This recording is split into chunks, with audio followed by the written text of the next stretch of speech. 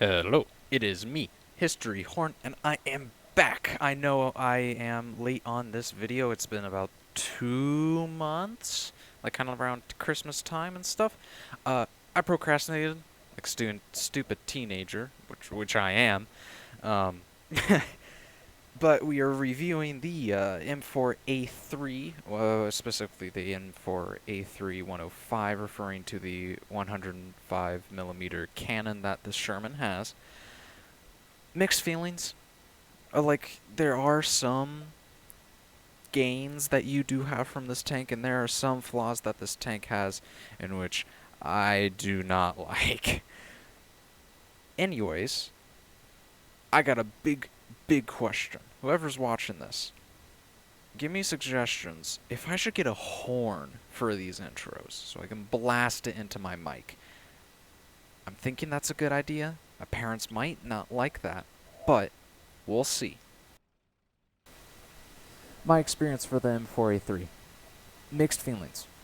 Mixy feelings, like I said before. But it has some good strong suits, and it has some very bad suits. Like the side armor. Side armor is very weak. One shell can go through that and blast you a hole. Or you can use the good suit of your armor and face with your front out. But if that ain't working, you can use speed. You come from the M22, Locust.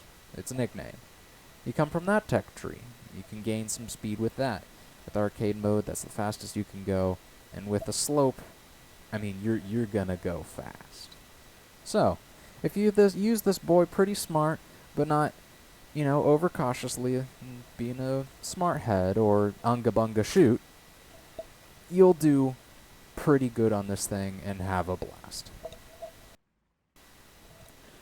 Now for the fun and kind of boring part of this video, analytics and war tactics for the M4A3. Starting off, like I said before, English, Hayden, English, the shell is 105 millimeters. The upside of this shell is that it's heat. If you don't know what heat is or how it works, it's high explosive anti-tank, and it works like this. If the shell hits a surface, any surface, it ignites in the back and sends a soft metal like copper into the armor of anything and creates shrapnel. And that shrapnel can hit compartments, if you're lucky, ammunition, or impair the tank by hitting the crew. But this is the M4A3, so there is a pretty bad downside. The shell is unbelievably slow. It is painful sometimes, and when that comes, the aiming also is painful too. So the heat round is said to be very good with long ranges. But when it comes to the M4A3, it just counteracts itself, which is kind of annoying. With the shelling done, there comes the cannon itself, and this is kind of the bad part. The traverse speed of the turret itself is very slow. And if unfortunately you get it impaired, it can be even slower. But there is an upside to it. With, like the Shermans, the frontal plate for it and the frontal plate for the cannon barrel itself, it has a lot of armor. With the armor of it, it is 88.9 millimeters for frontal cannon mantle, and a 76.2 millimeter of armor for the front side of the turret. But remember, it's the M4A3. You don't want to show that side, because a shell from, I don't know, an M10 or an M18, both tank destroyers, can punch through that, and it can be pretty bad. Lastly, like I said before, the M4A3 comes from the M22 in the tech line of War Thunder. It gets that speed, and especially in arcade when it's kind of realistic, kind of not, it can hit a tops of 47 kilometers per hour and 6 kilometers an hour backwards. Or, if you're American, 30 miles per hour and 4 miles per hour backwards. With this known, we got to get to the war tactics of this tank. And it can be very strong and very weak, like the M4 itself.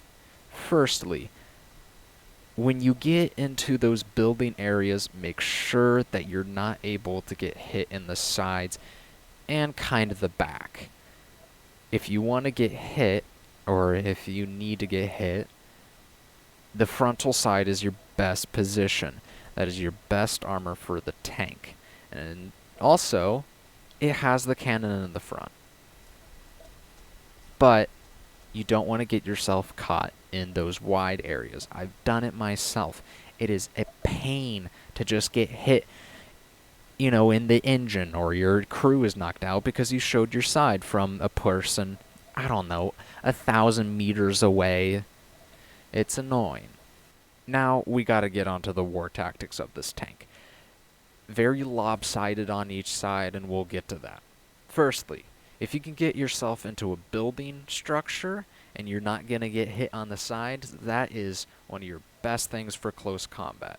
Close combat for this tank in building areas is the best. That's the first thing you want to do.